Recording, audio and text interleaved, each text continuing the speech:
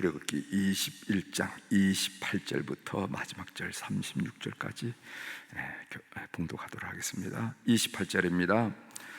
소가 남자나 여자를 받아서 죽이면 그 소는 반드시 돌로 쳐서 죽일 것이요 그 고기는 먹지 말 것이며 임자는 형벌을 면하려니와 소가 본래 받는 버릇이 있고 그 임자는 그로 말미암아 경고를 받았으되 단속하지 아니하여 남녀를 막론하고 받아 죽이면 그 소는 돌로 쳐 죽일 것이요 임자도 죽일 것이며 만일 그에게 속죄금을 부과하면 무릇 그 명령한 것을 생명의 대가로 낼 것이요 아들을 받든지 딸을 받든지 이 법규대로 그 임자에게 행할 것이며 소가 만일 남종이나 여종을 받으면 소 임자가 은 30세겔을 그의 상전에게 줄 것이요 소는 돌로 쳐서 죽일지니라.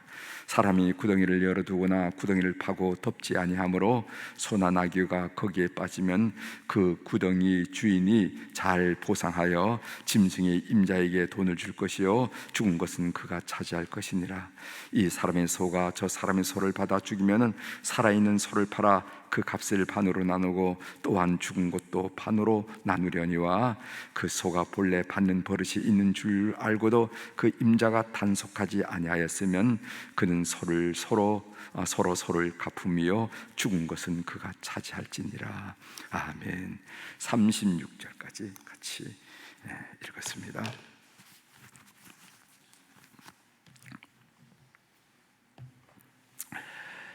오늘 우리가 읽은 이 출애굽기 21장 28절 이하의 말씀을 중심으로 주제를 사람의 생명은 천하보다 귀합니다 하는 그런 주제로 같이 세부 묵상을 나누려고 합니다. 본문에는 이 소에 대한 규례가 나옵니다. 소는 어느 짐승, 어느 동물보다도 가축보다도 사람과 친숙한 관계에 있는 동물이 바로 소지요. 특히 농경사에 있어서 소는 가족과 같은 그런 존재였습니다. 저도 어렸을 때 집에 소를 키우고 중학교 소를 좀 많이 키운 적도 있는데 그 소 한두 마리 키울 때는요 가족과 같았어요. 소는 집에서 일을 할 때 경작을 돕는 것은 물론이거니와 물건과 사람을 실어 나르는 운송수단이기도 했고 그리고 채산 증식의 수단이기도 했습니다. 송아지 낳으면 잘 키워서 팔면은 아이들 학자금도 대주고 삼촌 학자금도 대주면서 그 풍성한 그런 그 시골 그 여유를 그 소가 했던 것을 우리가 기억합니다. 그리고 또 소는요 죽으면은 소고기를 공급하면서 식량이 대신이 되기도 하고 그랬어요. 참 그래서 소는 정말 가족과 같은 그래서 그 집에서 키우던 소가 그 이제 장날에 대해서 소장이 선다고 그러죠. 장날에 팔러 갈 때 송아지 팔러 갈 때는 아주 아쉽고 마치 소가 무슨 인격이라도 되는 것처럼 가족들도 아침에 아무 말도 안 하고 그 소를 몰고 가면 가던 소가 뒤를 돌아보고 자기가 가는 줄 알고 가다 뒤를 돌아보고 가다 뒤를 돌아보고 이런 것들이 어렵게 기억날 정도로 이 소가 한 가족과 같았다 하는 그런 시절이 있습니다. 근래 이건희 씨가 소장한 미술품을 우리 국가에 기증을 했죠. 그 기증된 이중섭 작가의 그 그림 중에서 황소, 흰소 이런 작품 여러분 신문에서 보셨을 줄 믿습니다.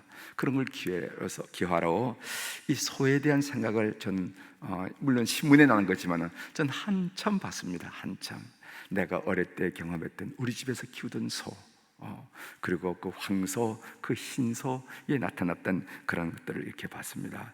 여러분 이중섭 작가는요 1916년생으로서 1956년에 죽었는데 만 40세로 운명을 했어요. 운명을 달리했습니다. 그는 소를 많이 그렸는데 그 소들의 그 그림들을 이렇게 보면은 황소, 흰소 이렇게 보면은 금방 뛰쳐나올 것 같은 그 소의 격동성을 어떻게 그렇게 그 선 하나로 그렇게 그려낼 수 있을까? 저는 뭐 이 미술에 대해서 문외한 중에 문외한이지만은 그림을 볼 때마다 야, 이래서 화가구나, 이래서 화가구나 라는 것을 느낄 정도로 그 붙돌아가는 것 때문에 거기서 그 소의 격동성, 운동성, 그 분노, 의지, 뭐 이런 것들이 그래서 이 드러난 걸 보면서 이래서 화가라고 그러는구나 하는 것을 제가 많이 느끼면서 감상한 적이 있습니다.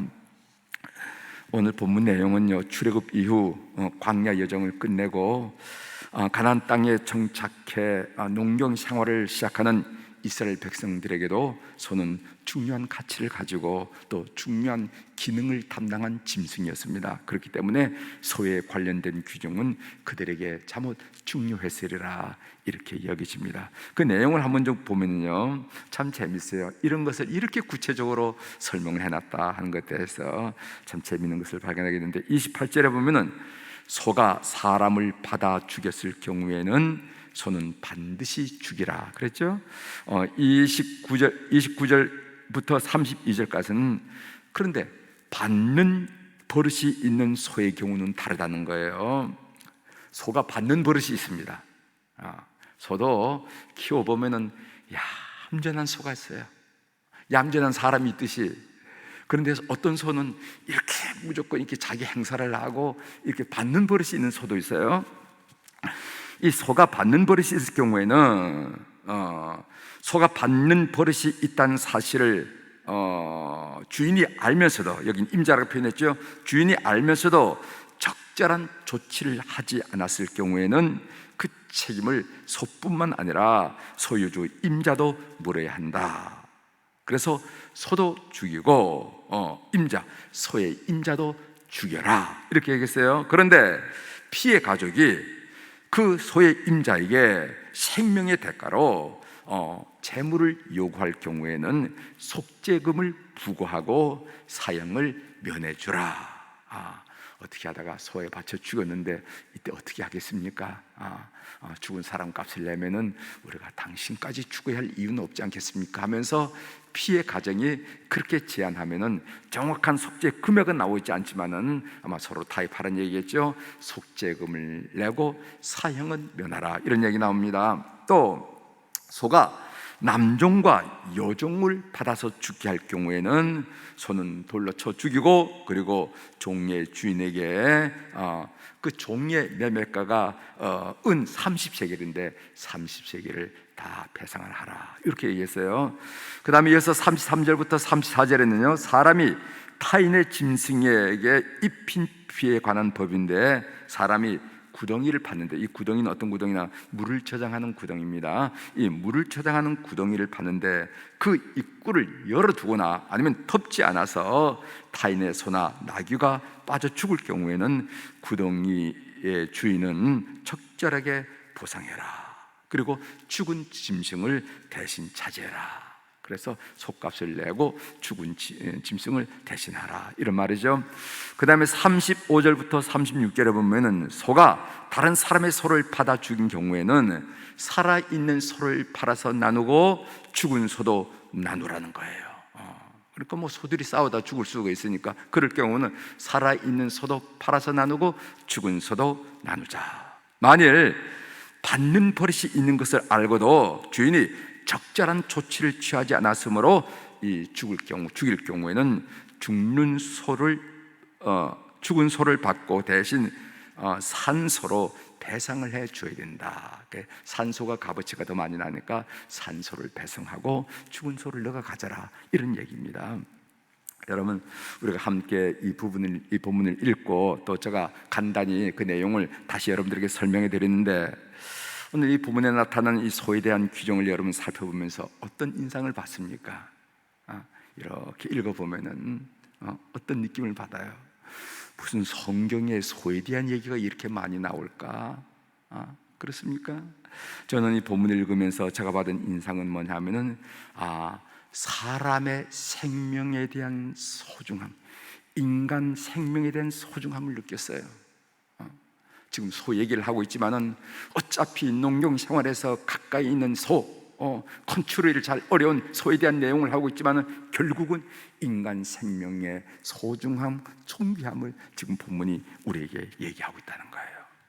여러분, 성수대교 붕괴 사고, 우리 가까이 있는 삼풍백화점 붕괴 사고, 또 세월호 침몰 사고 등 얘기만 들어도 깜짝 놀랄 그런 사고들이 우리가 겪어왔습니다. 지금도 어제도 방송에 나왔죠. 뭐 공사장, 아니면 크레인 작업장, 아니면 지하철 등에서 안전사고가 끊이지 않아요. 여러분, 국민 소득이 높다고 선진국이라고 하지 않습니다.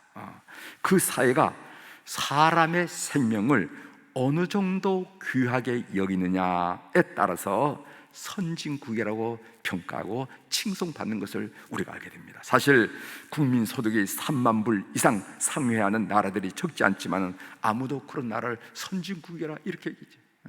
중동의 무슨 유류 때문에, 그 석유 원유 때문에, 아니면 무슨 태평양에 있어서 작은 소국들의 어떤 희귀 동물, 희귀 광물 이런 걸 인해서 3만 불이 넘는 나라들이 적지 않지만은 그 나라를 보고 여기 선진국 왔다 이렇게 이야기하지 않는다는 거예요. 왜냐? 선진국이라는 것은 뭐를 말하냐면은 그 사회가, 그 공동체가 사람의 생명을 얼마나 중요히 여기느냐, 여기에 따라서 선진국이 중요하게 여기면 선진국이라 판단하고, 돈은 많지만은 사람의 생명을 쉽게 생각하면은 그 사회를 선진국이라 말하지 않는다는 것입니다. 단지 돈 많은 나라일 뿐입니다. 사람의 생명을 소중히 여기는 그런 교회, 그런 성도들이 되시기를 부탁을 드립니다. 특별히 우리 교회는 참 사람의 생명을 소중히 여기는 그런 교회 중에 하나입니다. 여러분, 오늘 또 우리 성육원 이사회를 갔는데, 우리 저 성평택에 있는 이 보육원 어린아이들, 여러분 기회가 되면, 지금은 어렵지만은 기회가 되면 한 번씩 방문해 보세요. 많은 느낌을 받습니다. 그 아이들이 무슨 전쟁이 끝나서 전쟁 고아가 아니에요. 저도 깜짝 놀랐습니다. 이 전쟁 끝난 지가 언젠데 무슨 고아원이 있느냐, 보육원이 있느냐. 그 아이들 보면은요, 미혼모, 결혼하지 않고 난 아이들, 그리고 부모가 살아있지만은 부모가 이혼해서, 옛날에는 내 아이 내가 키웠다고 남편은 남편대로, 아내는 아내대로, 엄마는 엄마대로 아이 차지하겠다고 그러는데 지금 서로 미루는. 거기서 중간에 떨어진 아이들. 그리고 또 조선 가정이라고 그러죠. 할아버지가 건사하다가 할아버지가 돌아가서 이 아이가 된 아이들. 엄마가 아이를 데리고 있지만 엄마가 능력으로 엄마가 아이 들고 있으면 생활이 안 되기 때문에 생활하기 위해서 맡겨진 아이들, 그런 아이들이라고. 그런 아이들. 어떤 의미에서 사회적 천덕꾸리가 될 수 있는 아이지만은 우리 교회가 그런 아이들 60명 이상을 이렇게 지금 잘 보살피고 있고, 제가 매주 체크를 하고 있지만은 우리 교우들이 어떤 분은 3만 원, 어떤 분은 5만 원, 정말 예전에는 우리 교회를 들려서 갔지만은 이제는 법적으로 그렇지 못해서 바로 직접 그런 기관으로 바로 가게 되어 있어서 저는 그 페이퍼를 보고만 봤지만은요, 그런 교우들이 이렇게 있어서 그 사역을 지금도 진행하고 있다는 거예요. 진행합니다. 그 아이들이 이 사회 천덕꾸리가 아니라 소중한 생명이라는 인식들. 그리고 옆에는 우리 반지마을 요양원 있잖아요. 요양원 연세 높아서 치매를 경험하신 분, 2층에 가보면요, 그 어른들이 다 소대변을 다른 그 요원들이 가서 받아내는 그런 분들. 사회의 골칫거리가 아니라 소중한 생명을 가진 존재로 인식하면서 그런 생명의 소중함을 깨우치고 여기는 그런 보금자리가 되기 위해서 늘 저는 방문할 때마다 기도하고, 우리 이사들뿐만 아니라 거기 있는 분들에게 늘 강조를 하고 있습니다. 여러분, 이 일에도 관심을 가지시고 우리 사회가 더 발전하려고 그런다면 생명의 소중함을 알아야 됩니다. 여러분, 요즘 우리 손정민, 우리 가까운데 한강변에서 그 실종돼서 그 죽은 아이 있잖아요. 그런데 거기는 아무 이해 관계도 없이 사람들이 모여가지고 데모하면서 그 표현을 하고 있어요. 왜 그런 일이 일어나는가? 우리 사회가 드디어 생명의 소중함에 대해서 눈을 뜨기 시작했다고 저는 여기시고 있습니다. 우리 아들 같고 우리 손주 같은 아이인데 그 환경에서 그런 일이 일어날 수 있단 말이지. 생명. 이 일에 대해서 이 공동체가 책임을 져야 되지 않겠느냐 하는 그런 생각으로 60이 된 어른들이 70이 된 아무 관련이 없는 사람이 거기서 피켓을 들고 우리 사회가 이래서는 안 된다 하면서 데몬스트레이션 하는 것을 이렇게 봤다는 거죠. 여러분, 우리 교회는 생명을 소중히 여기는 교회인데 이런 좋은 일들, 교회가 이기주의자가 되면 안 됩니다. 교인들이 이기주의를 가리키면 안 되는 거예요. 이 공동체를 위해서 생명의 소중함을 아는 그런 공동체를 잘 키워나가는 우리 교우들 되기를 주의 이름으로 당부합니다. 기도하시겠습니다.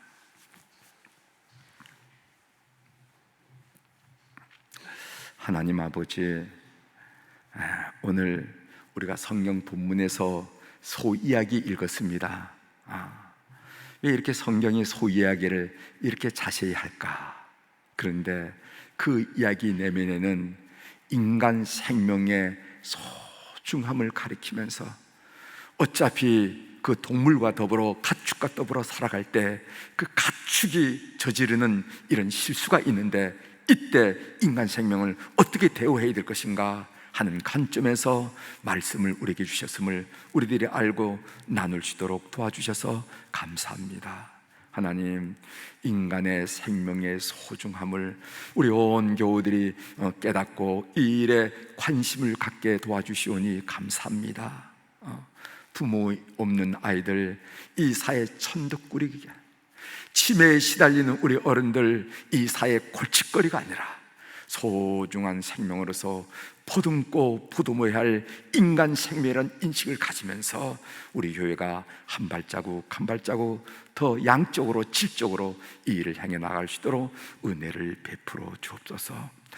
오늘 또 우리 사랑 교우들이 주님 앞에 1000번째 헌금을 올려드렸습니다. 하나님, 오직 주님만 바라보고 오직 주님께 간구드리고 오직 주님께 삶을 의탁하고 그리고 삶의 모든 일들을 주께서 인도하실 줄 믿는 믿음으로 이 귀한 헌금을 주 앞에 올려드렸사오니 주께서 기억하여 주시고, 옛날에 이스라엘 백성들은 낮으로는 구름 기둥, 밤으로 불 기둥으로 요소 시간 처소마다 역사하신 것처럼 저들의 삶을 이끌어 주셔서 그 하나님의 자상하심, 하나님의 찬찬하심, 하나님의 섬세하심, 하나님의 따뜻하심을 온 삶으로 경험하는 우리 교우들이 될 수 있도록 이 헌금을 주께서 연락하여 주시옵소서. 하나님, 오늘 또 우리 교회 환우들을 위하여 이 시간 기도하게 하시오니 감사합니다. 오늘 또 병원에 있는 환우들이 있습니다. 퇴원해서 가정에서 치료를 받는 우리 환우들이 있습니다.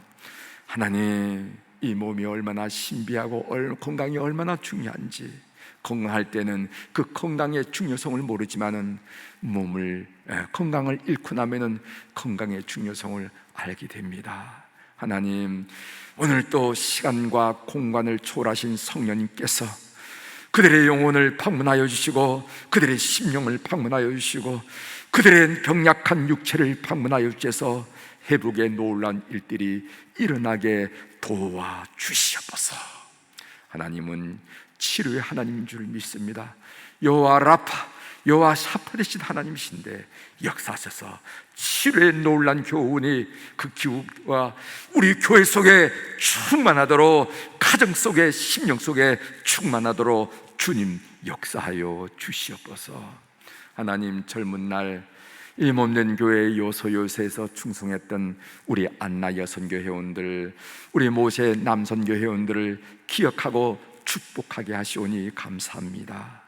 연세 때문에 아버지의 고통이 불편하긴 하지만은 하나님 그들 심령 속에 성령님이 임재하심으로 말미암아 천국 소망과 기쁨과 감사함과 즐거움으로 여생이 삶의 풍성함을 경험하는 그런 어른들이 다 될 수 있도록 도와주옵소서. 세상 어른들은 나이가 들면 들수록 허무와 우울함으로 갇혀있지만은 우리 사랑하는 안나 그리고 또 모세 남선교 회원들은 아버지 연세가 들면 들수록 천국 소망으로 아버지의 황혼의 아름다움을 마음껏 드러내는 어른들이 다 될 수 있도록 도와주시고, 그들의 기도로 말미암아 자녀들이 세워지게 하시고, 그리고 손자 손녀들이 세워지는 믿음을 기대하는 준수한 믿음의 어른들로 오늘도 세워 주시옵소서. 하나님, 우리의 아들과 딸들을 위해서 기도합니다. 해외에서 사업하는 자녀들, 어려울 때 직장 생활하는 자녀들, 그리고 공부하는 자녀들, 군부에 나선 땅에 군대 임무를, 국방의 의무를 감당하기 위해서 군대에 나가 있는 자녀들, 그리고 참으로 이 마지막 학년 이제 대학 입시, 대학문을 녹화하면서 질주하는 우리의 아들과 딸들, 그리고 취직을 원하는 자녀들, 결혼을 원하는 자녀들, 생산의 잉태 축복을 간구하는 자녀들, 순산을 원하는 자녀들, 하나님 이름을 불러 아랠 때마다 주께서 역사하여 주셔서 우리가 믿음으로 승리한 것처럼 우리의 자녀손들이 참으로 믿음으로 승리하고, 그리고 하늘에서 부으신 큰 은혜로 날마다 감사하는 역사가 가정들마다 집안 속에 충만하도록 은혜를 베풀어 주옵소서. 오늘도 하늘의 주권과 땅의 주권을 가진 우리 주님의 이름으로 선언합니다. 내 영혼이 잘된 같이 범사가 잘되고 강건한 축복을 우리 모든 교우들 주께서 허락한 한 날 동안에 받아 누리게 도와주시옵소서. 감사드리며 예수님의 이름으로 기도 올려옵나이다. 아멘. 하늘에 계신